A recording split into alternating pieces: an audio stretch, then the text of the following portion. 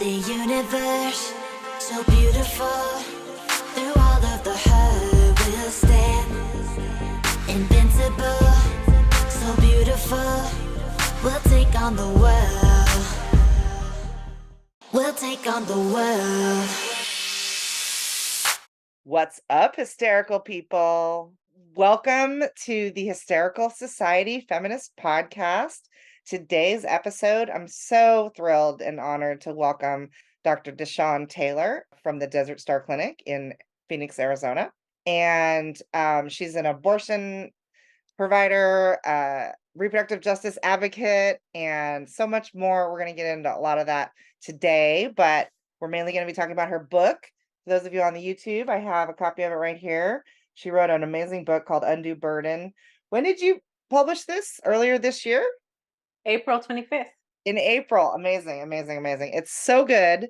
There's so much good stuff in there. What I really liked about it was that you summarized at the end of each chapter, like the real nuts and bolts.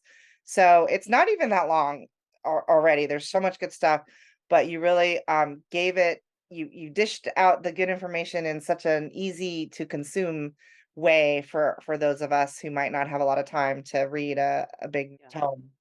So thank you for that. And it's so amazing. And I'm just really thrilled that you took the time out of your busy schedule to put that book out there. And again, taking some time to speak with me today. So welcome. And why don't you go ahead and introduce yourself? I might have missed some of the amazing things you do. You have a lot of different ways that you help people out there in Phoenix and other places as well. So why don't you introduce yourself and be a little more elaborate than I did? I'm Dr. DeShawn Taylor. I am a board certified obstetrician gynecologist, and I am the founder of Desert Star Family Planning, which is an independent abortion clinic in Phoenix, Arizona. And through my work providing care in the clinic, I found some gaps that could be addressed not through a so-called for-profit entity, but needed a charitable entity. So I founded Desert Star Institute for Family Planning 4 years later after starting the clinic, through which I train the next generation of abortion providers, provide patient assistance for family planning services, and then do community education and advocacy work around reproductive health rights and justice. And after the Supreme Court Dobbs decision that overturned Roe v. Wade, well, actually, before that happened, I saw the writing on the wall when the Supreme Court took up the Dobbs case in January. And so I founded a consulting company, Health Justice MD, that it helps to equip advocate-minded people to more effectively speak about, organize around abortion and intersecting issues, and advance policies to expand access to care. And so those are the main things that I do for work, besides being an author and a speaker. And my goal, honestly, is to impact access to the full range of reproductive health care, including abortion, through direct service, through training and teaching and advocacy. All of those things are very much needed to make our future brighter around people's ability to access the care they need. And I specifically, as an OBGYN, have concentrated my career in abortion because there are plenty of us OBGYNs who are comfortable providing obstetric care, but not abortion. And so very early on in my career, I decided to make that a very important part of what I do. That's so amazing and wonderful. And you as a Black woman, of course, can really cater to the population that need it and the oppressed communities. So I love that. And yeah, you're a badass. I was like reading your book and I'm like, I feel like you should run for president or something, because although that would be taking you away from doing the work that you're actually doing. So I know that might not be great.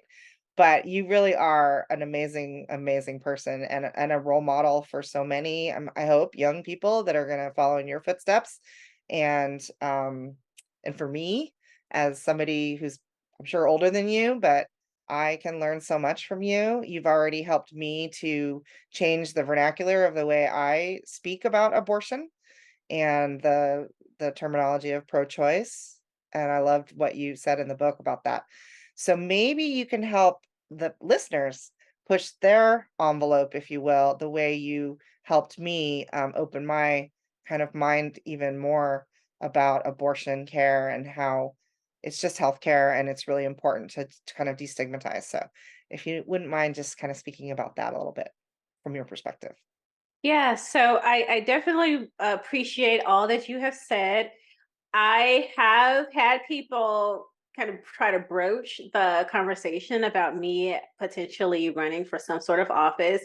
I will say that the amount of bipartisanship and compromise that is required to be a public official is not in my wheelhouse. So I firmly reject the idea that I would be a politician. But a lot of what I am doing these days is having conversations with politicians, helping them see abortion in a different light, because it is so important in the debate that we're having today that people understand that the choice framework, though it served a purpose for a time, is not a framework that is going to meaningfully move us forward. And scholar Marlene Freed actually espoused some of the problems with choice. And I share about 8 of those points in my book under the reproductive justice chapter under a subheading of problematic rhetoric of choice. And one of the biggest things that is problematic with the pro choice is that it essentially creates a divide that is not really the way that abortion works. Like, people's lives are more complex than whether or not someone will have or not have an abortion. And I take it a little bit more forward than where Marlene started the conversation, in that, in my experience as an abortion provider and someone who talks about abortion a lot, it seems that pro-choice creates this idea of good and bad abortions.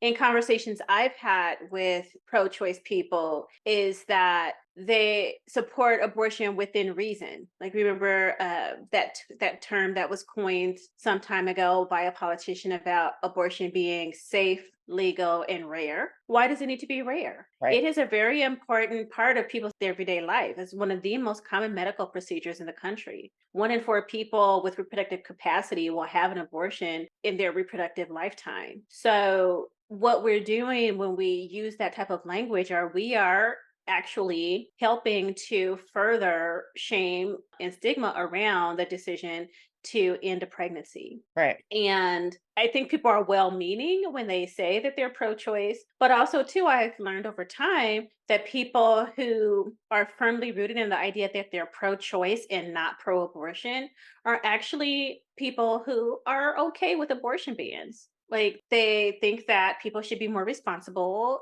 in their sex lives. They think that people should use birth control, and they think that people who have the means to care for children should probably have them. That they may not have an abortion themselves, but they supposedly believe that somebody else should be able to have one, so they're setting themselves apart. And choice is a privilege, because if you look a little bit deeper beyond the surface, there are populations of people who are experiencing oppression. And therefore, number one, what they see as a potential choice for themselves is very different than someone who is not oppressed. And also, two, people who are oppressed have a very difficult time exercising their rights or demanding that their rights be executed and not ignored. So choice is a privilege. Yeah. Because ultimately, if someone can't see that they can make a choice and then execute on it, then what really is the point of having a choice? Right. Yeah, it's so interesting. Yeah, the safe, legal, and rare. I mean, I so remember that from when I was growing up, before I was even, needed my own abortion when I was 16. I mean, I didn't really feel bad about my own abortion because I knew that it was the right thing, but I definitely was in the shadows and, nobody, I didn't want to talk about it, of course. And I feel now, 30 years later or whatever, that I'm talking about it more, I'm talking about it more now. You also made the point of with pregnancies, other things that people don't talk about. Miscarriages, people don't talk about. You don't want to tell people you're pregnant until after the third month or whatever because you're worried. And I get that. You don't want to have to deal with the explanation, but the idea that if you did have a miscarriage, why aren't we talking about it? I'm now in menopause and I'm like, I'm dying of symptoms and nobody's talking about it. But it's like we're not talking about stuff. It's part of our society. So I'm so grateful that you and others like you are being more vocal and really educating everybody. But we're very grateful and very lucky to have you out there on the front lines, as you said in your book, is bad because it sort of like makes it like a war. And in a way, it is like a war, but we don't want it to be. We want to have it just be part of society. Right. Right. Abortion is healthcare. And these conversations around reproductive health care, as you mentioned, are just in the shadows.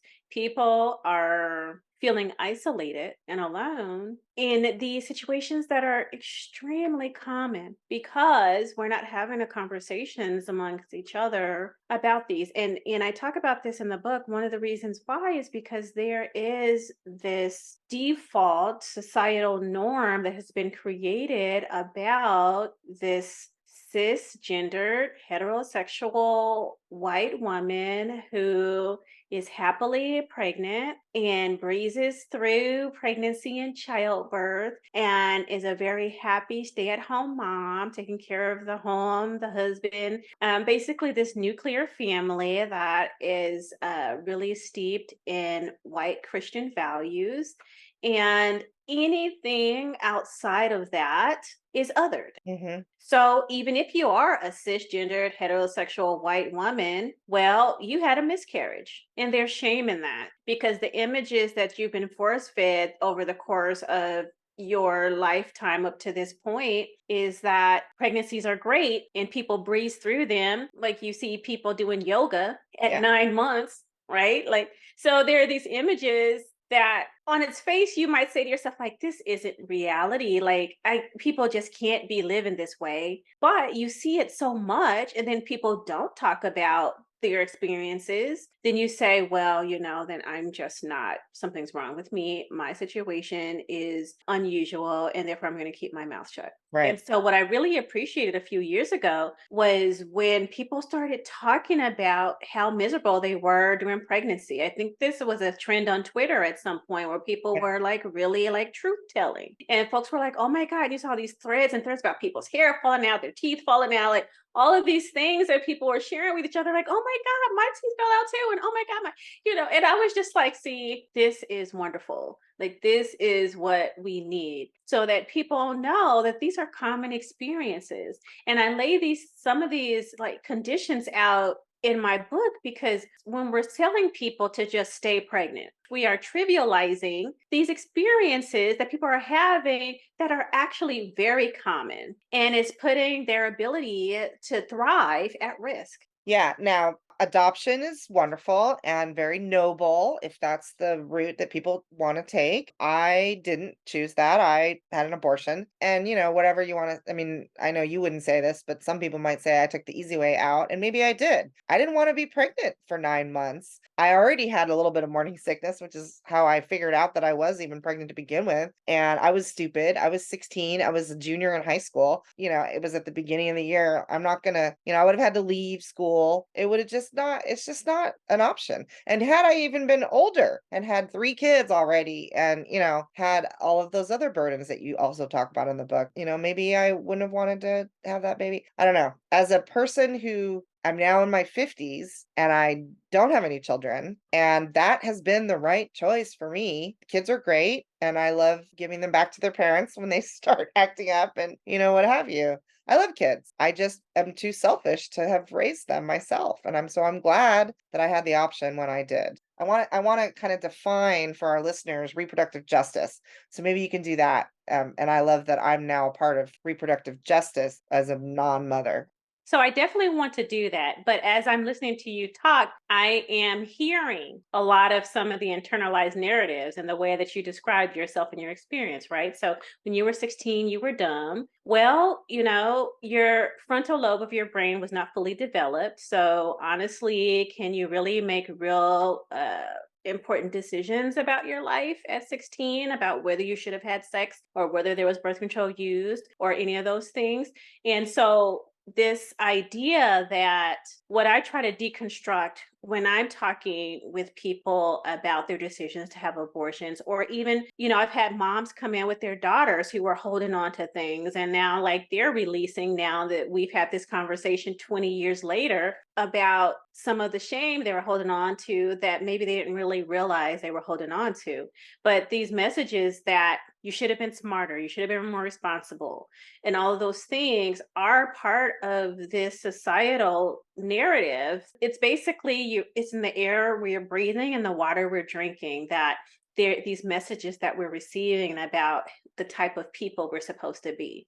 And at the end of the day, with everything that we are going through in our lives, honestly, I've been an OBGYN for over 20 years now, and I've been an abortion provider the entire time. The last thing that somebody's thinking about is whether they're going to get pregnant from sex. Like, I mean, that's just the God honest truth. And so to think that people are putting that much value on what's going to happen because they're having sex is a religious value, because in certain religions, sex is coupled with procreation. And therefore, every time you are having sex, you're supposed to be having sex to create a pregnancy, which is not people's real lived experiences. Right. And for people who were really, really raised in that, there was a level of trauma that has to be unpacked around relationships with their husbands, for example, after they've gone through menopause and their procreative capacity is gone, but their husband still wants to have sex. Like, all of this stuff is just like, this is some serious stuff, because I can't have babies anymore. Why are you still trying to have sex with me?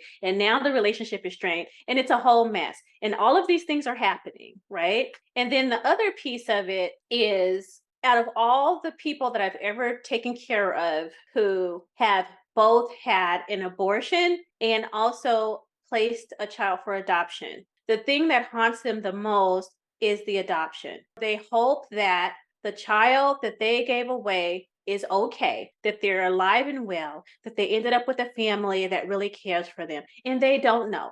And so the idea that having an abortion is selfish is, again, some internalization of some societal values that we've assimilated over time, but haven't necessarily interrogated, to be able to talk to ourselves better and reconcile the decisions we've made that were really important to us and have helped us be the adults, the 50-somethings, the 60-somethings that we are today, and the contributions we've been able to make to society, right?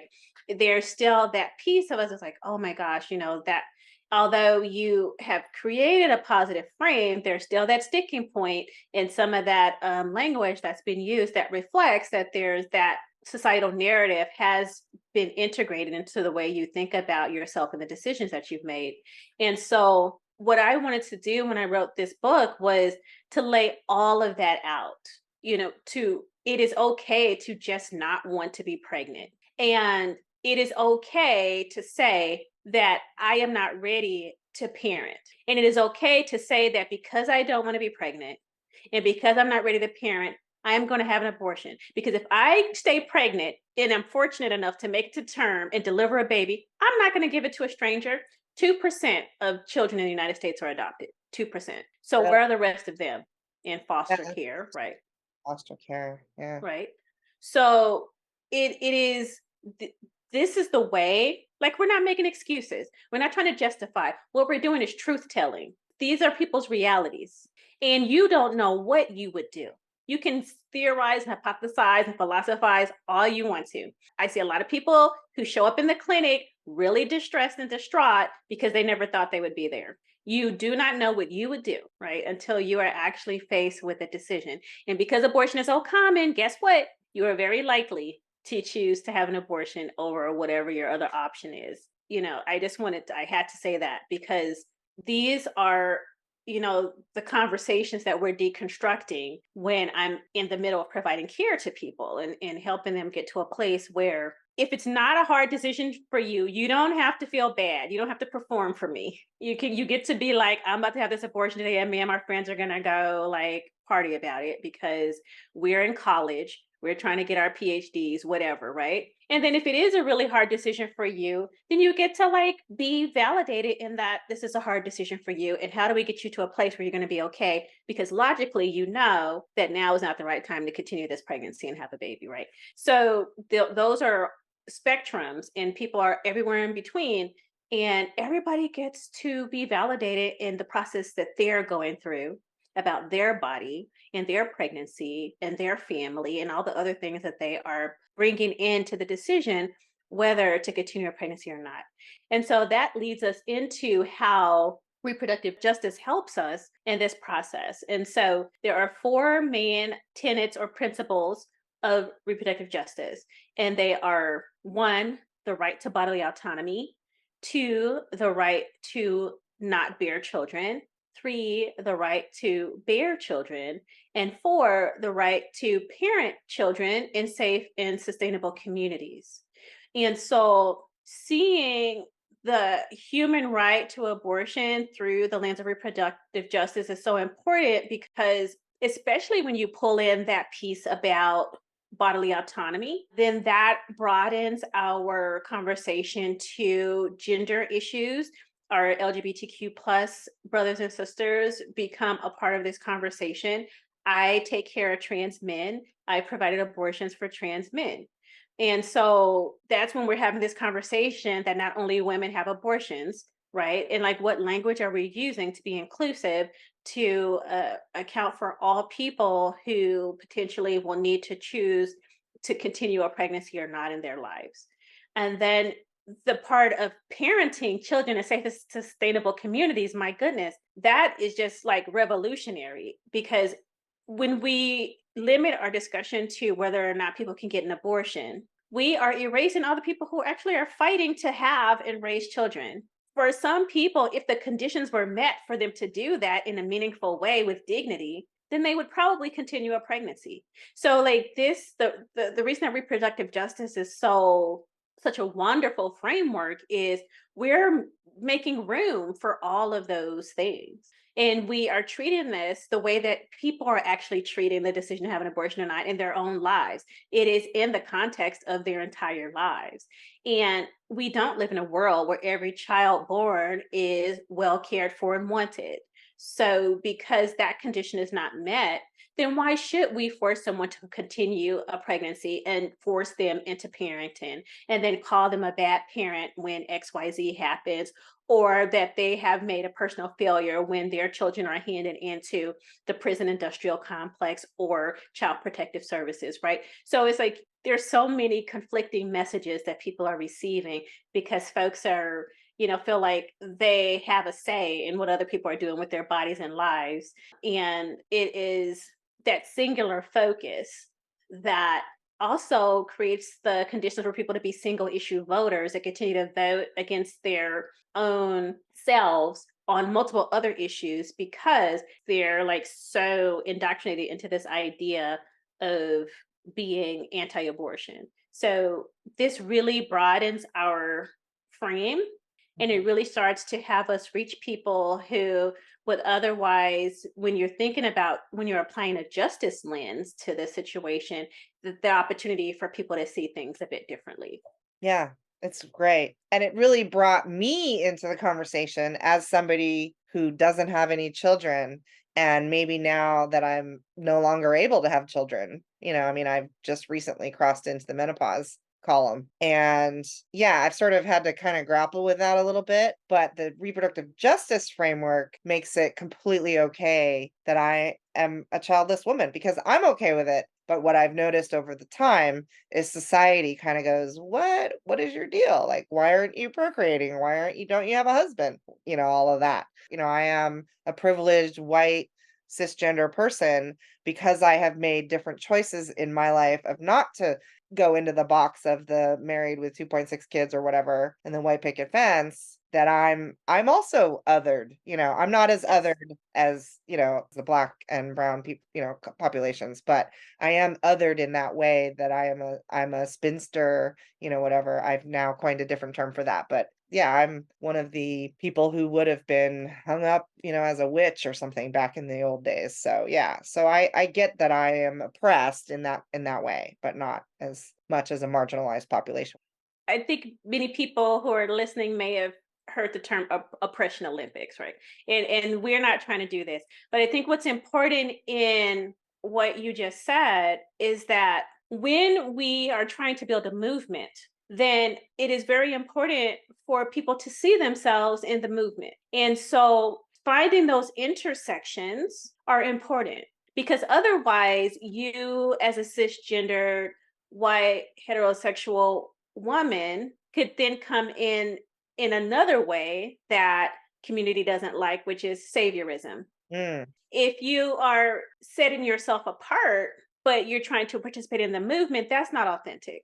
right. So it's important for people to see themselves. So for you, you see yourself as you have made choices that have set you apart from this idealized Christian value narrative of being a wife and a mother and taking care of a household, right? You've Right. made some other decisions. You've made it into menopause, child-free, and unmarried. And that is against the norm. And so you can take that into a situation where you're trying to find common ground with other advocates who don't look like you and who don't otherwise have some of the more privileged experiences that you've had in your life. But the other thing too, though, is what's important in movement building is also to get away from this idea that the only oppressed people are people who have poverty, who are non-white, who are not religious. Like there are some commonalities that when you look at things from the standpoint of oppression, from the standpoint of community, then some of these other things that we see as differences among us become, those can go away. Now, of course, we're not talking about color blindness and all this ridiculousness, but what we're saying is to be a true participant in this movement in an authentic way, you have to see where those intersections are. Yeah, absolutely. And of course, I had my own abortion, so I am in that reproductive movement, if you will. But I also now am part of, I feel, a larger community where I don't particularly have the label, but I support LGBT, QIA plus, and especially when it comes to bodily autonomy. So if anything, I'm more, although I've had like lots of gay friends and I don't really know very many trans people, but I feel so much more like close to trans people out there who are really being oppressed. Literally, their existence is being challenged in the courts and all of these crazy laws that people are putting through in the states. There was so much good stuff that Dr. DeShawn Taylor and I spoke about that I'm splitting it into 2 episodes. So this is it for the first half. So stay tuned for the next episode as we further get into LGBTQIA issues, as well as racism and how that affects reproductive rights and what we can do about it. The call to action in the next episode. So don't forget to subscribe and stay hysterical, everybody. We are the universe.